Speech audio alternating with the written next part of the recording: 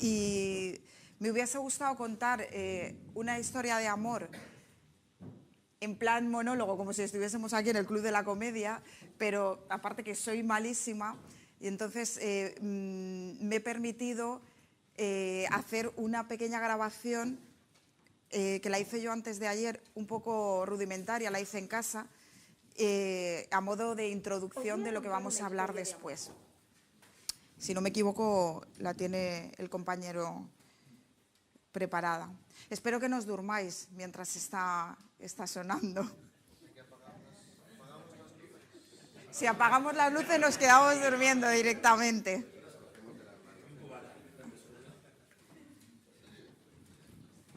Una historia de amor. La historia de amor entre un periodista y las redes sociales.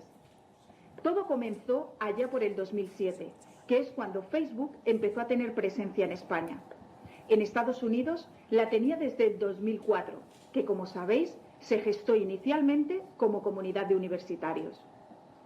Pedro era un reputado periodista que estaba acostumbrado a que su periódico fuese líder de tirada diaria.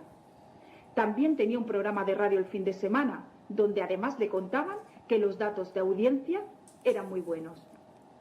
Un buen día descubrió que cada vez más gente hablaba de algo llamado redes sociales. Se rumoreaba que iban seduciendo y conquistando a propios y extraños. Cada cosa que decía las redes sociales era mucho más comentada, tenía más credibilidad y era más interesante que cualquier información que podía dar el periodista. A Pedro esto que ocurría le incomodaba muchísimo. Por eso pasó por diferentes fases emocionales. ¿Qué pasa con la gente en la calle, en los bares, en los eventos, que no hacen más que hablar de las redes sociales? La primera de las reacciones fue la de la vanidad. Pedro pensaba que por mucho que dijeran las redes sociales, nunca llegarían a la altura de él. Nunca tendría la suficiente credibilidad como para tener protagonismo. ¿Quién eran las redes sociales para hablar de tal o cual cosa? Él era un periodista tradicional, de los de siempre, de esos que encuentran siempre la primera noticia, de los que vivían a la caza de las primicias. La gente le leía cuando escribía en el periódico, o al menos eso le decía el responsable del periódico. La gente le escuchaba cuando hablaba en la radio, también se lo decía el director de la emisora de radio. En cambio, las redes sociales... ¡Ja! ¿A quién le iba a interesar a alguien que no escribe en un periódico reconocido? Alguien que no interviene en programas de radio y televisión de máxima audiencia. O peor aún, alguien que cuelga las noticias de otros en Internet. ¿Pero qué seriedad es esa de difundir noticias en redes sociales para adolescentes? La segunda sensación que tuvo Pedro, evidentemente, fue la del rechazo. A Pedro no le interesaba lo más mínimo cualquier cosa que tuviese que ver con las redes sociales. Es más, le parecían una absoluta amenaza para su profesión, sobre todo cuando escuchaba hablar de eso que llamaban periodismo ciudadano. Él seguía su aire, escribía sus artículos y columnas en el periódico de toda la vida, escuchaba la radio y cuando se quería relajar veía la televisión. Por cierto, bien lejos del ordenador desde el que escribía a diario. Mientras tanto, las redes sociales andaban coqueteando con algún que otro colega periodista. Se veían de vez en cuando y ellas, las redes sociales, le enseñaban cómo se movían por el entorno de la información. Mira, yo genero mucha información y de todo tipo y temática gracias a todos mis usuarios. Es más, la información que yo tengo la puedo contrastar una y otra vez con diferentes fuentes del mundo. Además, tengo capacidad de moverme por todo el ciberespacio y de contar cosas que viajan de una punta a otra del Atlántico. ¿No es genial? Viajo en el espacio con un solo clic. Mira, todo eso se dice en Internet. Lo más genial de este entorno es que puedo escribir algo y en cuestión de minutos ha llegado a medio mundo. Por cierto, que puedo compartir y contrastar en tiempo real noticias con otros compañeros con cualquier parte del planeta. ¿Has visto lo que consiguió la compañera Carmela Ríos? Sí, la periodista canaria. esta que fue galardonada con el Premio Ortega y Gasset de Periodismo Digital por su cobertura del 15M, nada más y nada menos que a través de Twitter. También se han creado otros movimientos a través de las redes sociales, como por ejemplo el Mírame, Diferénciate. Sí, esta iniciativa de profesionales sanitarios, la que promueve el trato más cercano y humano entre pacientes y sus médicos, enfermeros o cualquier profesional sanitario con el que un paciente tenga contacto. Todo esto con un sencillo gesto de una mirada. Esta iniciativa, que inicialmente tuvo su origen en las redes sociales, ahora se ha trasladado a los centros sanitarios y se hacen acciones tanto en centros de salud como en hospitales que potencian después desde las diferentes plataformas. Cientos de movimientos de comunidades de usuarios con los mismos intereses. También la repulsa de la sentencia de Marta del Castillo. Iniciativas como la de los médicos por reclamar Internet sin restricciones en la consulta, o las jornadas maratonianas de bloggers para fomentar la visibilidad de los ciudadanos de enfermería. Todo esto es lo que ocurre en las redes sociales. Después de saber todas esas cosas, las que iba diciendo las redes sociales, Pedro entró en un estado de absoluta frustración. El periodista no salía de su asombro. No acabo de entender cómo puede tener más difusión una noticia de 140 caracteres que un artículo completo de 400 palabras al que yo le pongo todo el cariño del mundo. Entonces empezó a pasar algo a su alrededor. Colegas de trabajo, grandes profesionales de los medios tradicionales se veían en la calle, sin trabajo, después de dar media vida a sus solventes empresas. Me pregunto si será el próximo en caer. Pedro pasó de la frustración a la aceptación de que algo estaba pasando por delante de él y que además no podía más que subirse ese tren al que cada persona que leía su columna en el periódico, cada persona que escuchaba su programa de radio, había decidido subirse. Sus lectores, sus oyentes, todos habían cambiado el estilo de vida y necesitaban estar más informados que nunca, pero también, más que nunca, necesitaban informarse a través de herramientas que les resultaran más cómodas de utilizar. Las redes sociales. Todos esos consumidores de información se sentían plenos y felices al comprobar que cada vez tenían, a través de las redes sociales, contenidos absolutamente adaptados a lo que ellos querían. Y todavía más, los consumidores de información sanitaria encontraban cientos de contenidos fiables sobre las patologías que buscaban. Encontraban comunicación con sus médicos, los médicos con los pacientes, con otros colegas médicos, los pacientes con otros pacientes con los que compartir las mismas dudas, los mismos miedos, los mismos descubrimientos. Pedro entendió la situación cuando empezó a ver que algunos de los colegas que habían estado coqueteando con las redes sociales encontraban alternativas de trabajo. Conocer las nuevas herramientas de difusión les había abierto puertas al conocimiento. Habían perdido el miedo a reinventarse, a adaptar su modelo de comunicación a los nuevos medios, y todo esto sin perder en ningún momento los valores que aprendieron durante la carrera universitaria, como pueden ser el rigor, la honestidad o el cuidado del lenguaje. Fue entonces cuando Pedro entendió que había que cambiar, que debía de darle una oportunidad a las redes sociales, o al menos perderle el miedo. Entonces fue cuando decidió que debía ir a conocer, pero además personalmente, a las redes sociales. Así que un buen día se presentó ante ellas. Hola, me llamo Pedro. Soy periodista especializado en salud. Me encantaría conocerte mejor y saber qué posibilidades me dan las redes sociales como periodista. Algo he escuchado sobre vosotras y se rumorea que sois parte importante en la difusión de noticias en el sector en el que yo estoy especializado. ¿Me podríais ayudar a empezar? No tengo ni idea de qué plataforma utilizar. No sé cómo buscar noticias. ¿A quién sigo en Twitter? ¿Quién son las personas de referencia en las redes sociales? Y entonces las redes sociales se encontraron con un reto por conquistar: seducir al periodista. Mira, Pedro, te voy a dar algunas claves y consejos sobre cómo moverte en los medios sociales.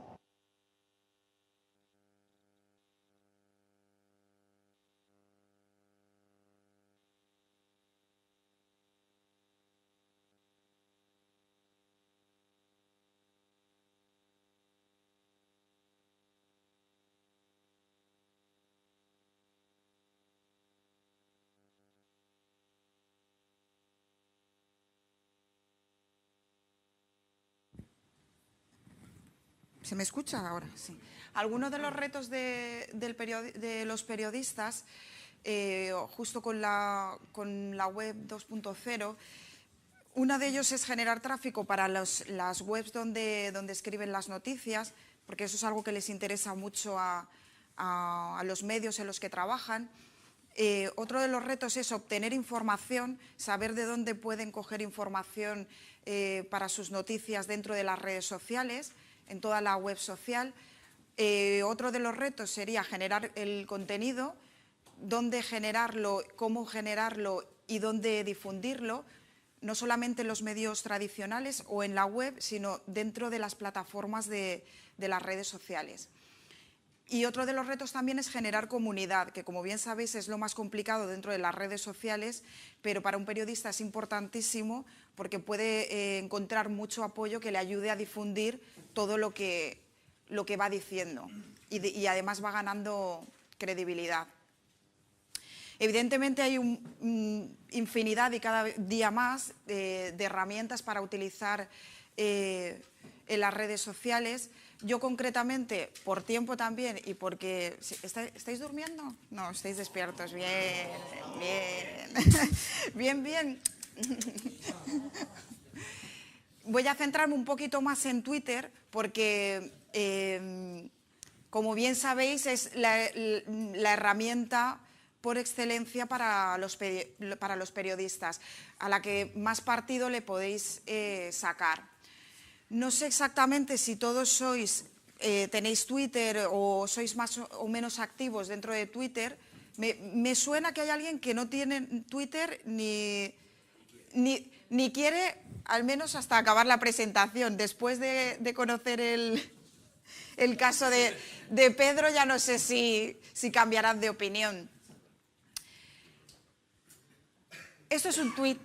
Si alguno se atreve a leerlo en voz alta. Con tanto trending topic y fast forward, no hay quien entienda el timeline de Twitter. Los ojos como platos, la boca un cuerpazo. Como perplejidad y luego 4 sonrisas. Me imagino que los que no tenéis Twitter o no sois muy tuiteros, os habréis quedado pues más o menos así. Porque cuando uno entra a Twitter y se encuentra con un mensaje como ese, pues la verdad es que se queda espantado. Luego normalmente tengo que decir que la gente sale de Twitter y cuando vuelve lo coge con tanto cariño que se vuelve adicto, como me ha pasado a mí. No puedes separarte de la red social cuando ves las posibilidades que tiene de difusión y de inmediatez. Para mí lo más importante de tener una cuenta en Twitter es, aunque parezca una tontería, la biografía.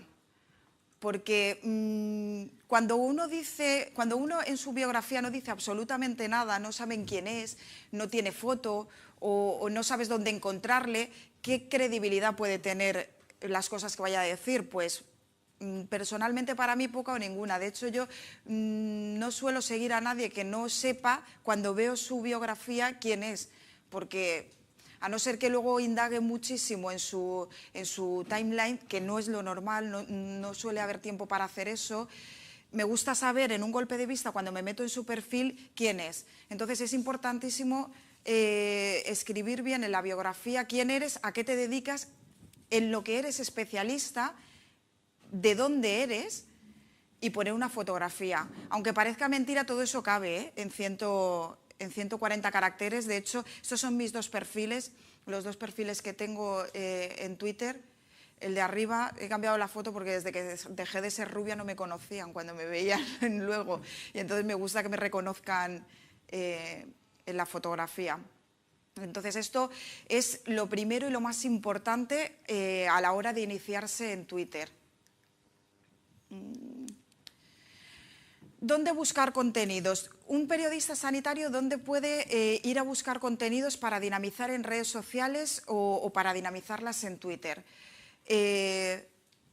Lógicamente, bueno, ayer hablamos de Wikisanidad, que me imagino que algunos lo conocéis y os habéis metido ahí, pues podéis encontrar información de todo tipo, todas las sociedades. Además todo lo que hay todos los siguientes puntos están casi incluidos dentro de la Wikisanidad. Evidentemente, buscar las federaciones de pacientes y comunidades de pacientes, sociedades científicas, todos sus perfiles, evidentemente tienen información veraz y fiable, aunque sean las redes sociales, no tiene por qué ser en el portal, en la web. Los blogs que tienen ellos también oficiales y los portales, evidentemente, de salud, entiendo que conocéis perfectamente los sellos de garantía que tienen las webs, que tienen contenido sanitario fiable. Que, por cierto, esta es una de las preocupaciones que tiene todo el mundo cuando se habla de que el paciente busca mucho dentro de las redes sociales información sobre salud. Si todo el mundo tiene claro esto, tanto los profesionales sanitarios como los pacientes y los periodistas sanitarios, que toda la información veraz en las webs tienen que tener alguno de estos sellos de garantía. Si los tienen todos, pues muchísimo mejor. Hay algunos que suelen tener 2 o 3. Entonces no habrá problemas de si en los contenidos que están leyendo tienen mayor o menor veracidad.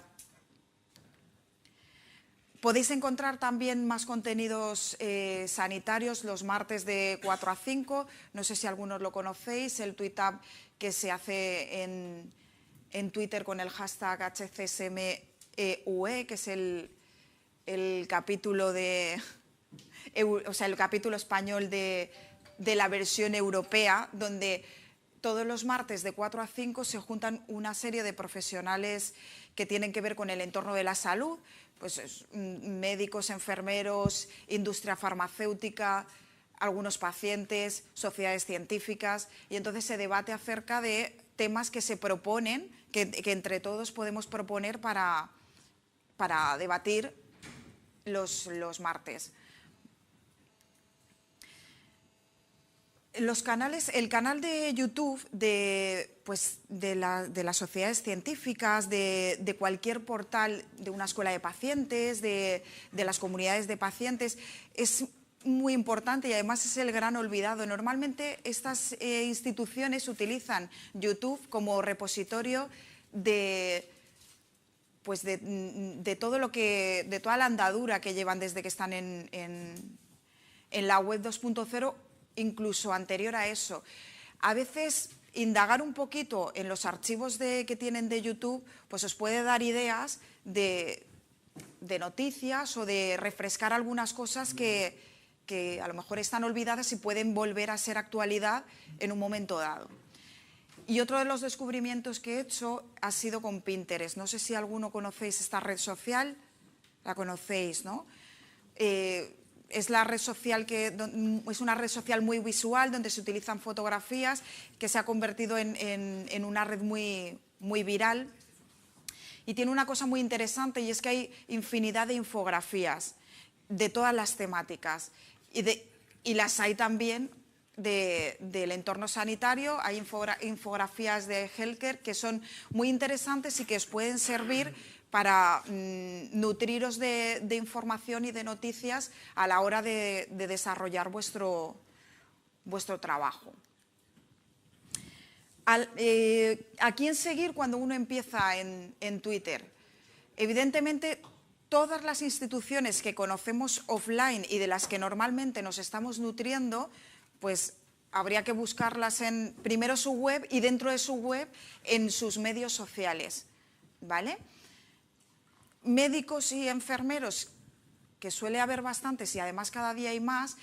Justo dentro de Wikisanidad podéis encontrar una pestañita de médicos y enfermeros que están en Twitter. Entonces, bueno, pues curioseáis un poco ahí y les podéis ir siguiendo. Pero lo más interesante de todo es justo mirar a quién siguen todas esas personas, porque esa es una forma de sondear a ver por dónde en qué ámbito se está moviendo cada persona a la que seguís.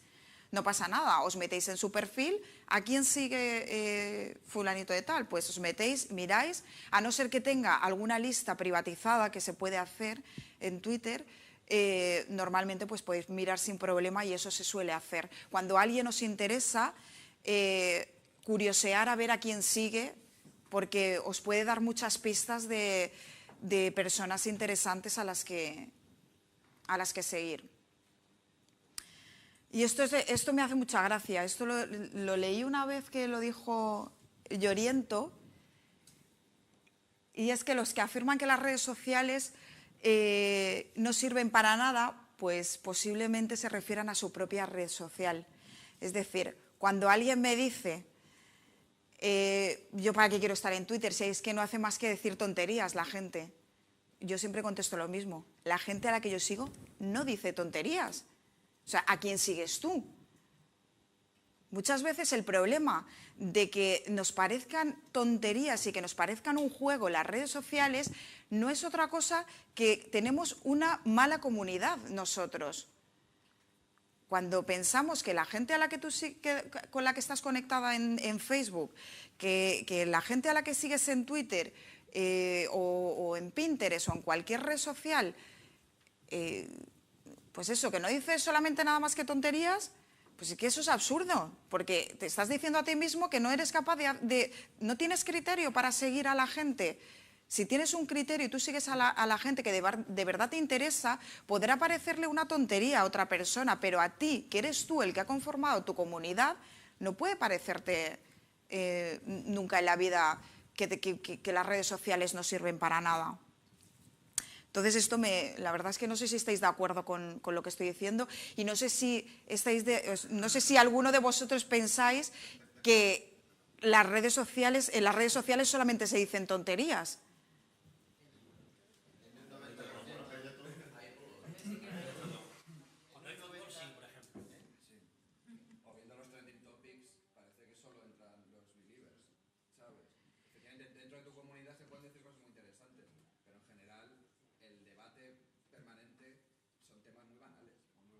De verdad que si tú tienes tu comunidad y la gente a la que sigues es de... Otra cosa es que tú sigas indiscriminadamente.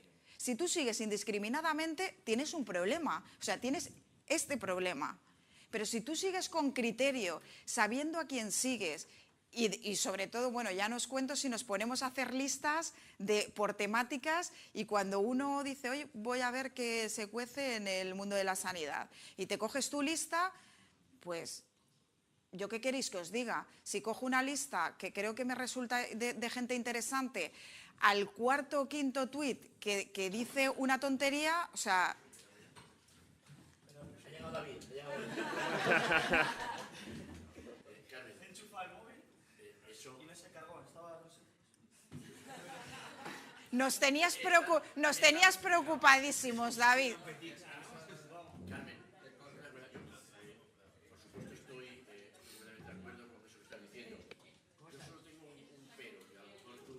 Utiliza el micro. Perdón, no, decía que estoy completamente de acuerdo con lo que estás diciendo, pero hay un pero. Y es un pero, ya sé que es algo muy manido, pero que está ahí, que es los periodistas tenemos muy poco tiempo, y yo lo que percibo, a lo mejor por mis propias carencias, es que tengo que dedicarle, ya poco a poco la cosa se va cribando, pero yo he tenido que dedicarle mucho más tiempo del que hubiera querido a discernir qué es lo que me podía servir y qué es lo que, como decía Javier, es hablar por hablar, ¿no? Sí. Yo no sé si hay alguna forma de resolver eso.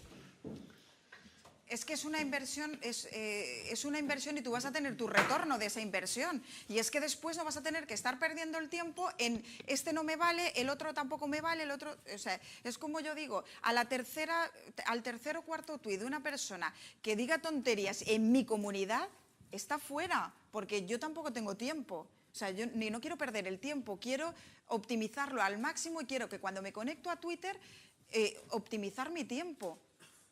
Javier, tú cuando pasaste de la máquina de escribir al ordenador, claro, no aprendiste de un día para otro, te costó... No sabía entonces.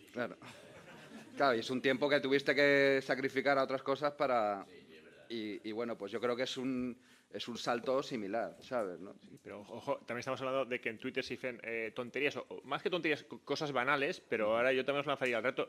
¿Qué noticia de los periódicos de ayer es totalmente diferente y aporta valor a la de antes de ayer. Porque vamos a ver, no, ayer la noticia fue la crisis. Vamos a ver, Sí. la crisis la llevamos vendiendo. Ya. ¿Qué noticia hay o qué me compensa a mí estar leyendo el periódico si día tras otro voy a encontrar Sí, pero lo mismo? Entonces, miras la interfaz de Twitter y lo primero que ves es los fans de Justin no sé qué, me quiero follar a fulanito, tal. Entonces, claro, y son 10 trending topics totalmente absurdos, que dices... yo es que eso no lo veo. O lo que decía él, cuando hay fútbol o hay Eurovisión, dices claro, yo eso no lo efectivamente te tienes que aislar en tu comunidad y claro, te da una cierta sensación de ser un poco, ¿sabes?, especial, porque claro, la discusión general va por unos cauces que a mí, ya te digo, 9 de cada 10 trending topics es que me traen totalmente sin cuidado. No los utilices. Ya.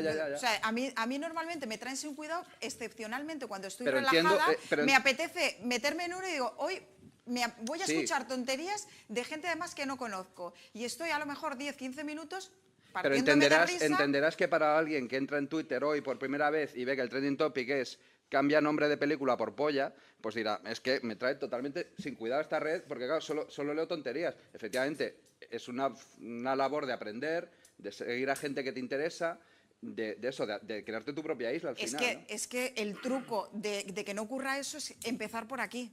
Cuando uno empieza por aquí, tiene una buena comunidad, el trending topic puede ser la madre que parió al tren. O sea, te va a dar lo mismo. Si tú en tu comunidad se están diciendo cosas que a ti te interesan, el resto va a...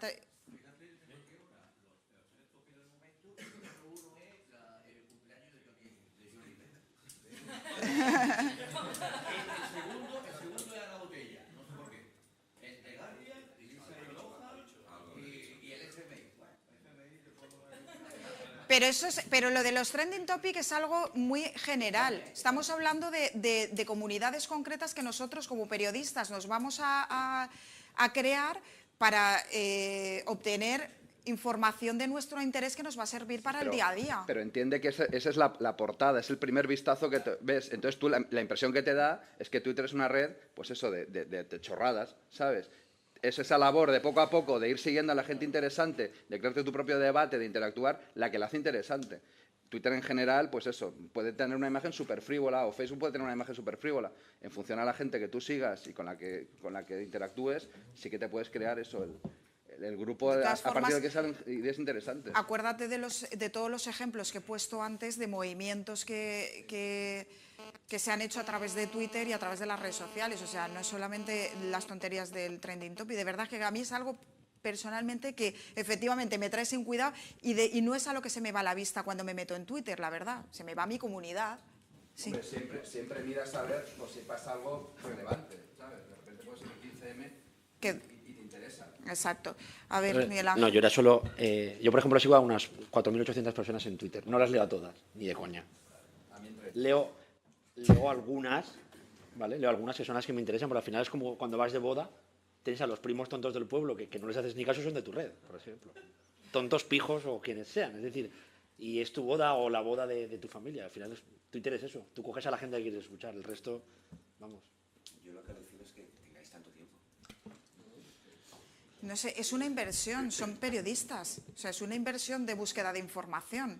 No, o sea, no es un juego. Ya, pero yo también estoy con... yo estoy también con lo que se está comentando aquí del tiempo. Si tú te tienes que dedicar a eso, no puedes hacer el artículo en un día. O sea, no tienes tiempo. No, yo no lo veo... Claro. Bueno, yo luego sí. Me encantaría seguir hablando de Twitter porque soy una enamoradísima, o sea, soy súper tuitera y os contaré cuando acabemos o en el coffee todas las cosas que os apetezca saber y que yo os pueda resolver acerca de Twitter porque me encanta y creo muchísimo en sus posibilidades y además creo que es una herramienta súper importante para los periodistas que en el momento que aprenden a manejarla, de verdad que es que conocen otra forma de hacer las cosas. Pues lo único ya para acabar, al final, no sé lo que pasaría al final con las redes sociales, si conquistarían al final a Pedro, al periodista, o no. Lo veremos en la segunda parte de la mañana. No. Ah, ¿no? Ah, perdona, Sí. perdona, Después perdona. de descubrir todo lo que las redes sociales pueden hacer por un periodista, no solo se dejado oye. de temerlas, sino que a partir de ese momento nos hemos convertido en inseparables. Y ahora, y solo ahora, ha sido cuando he comenzado mi verdadera historia de amor 2.0. Ahora sí. Ha sido una pena el audio que no haya sido Vale, perdona, Carmen. muy bueno.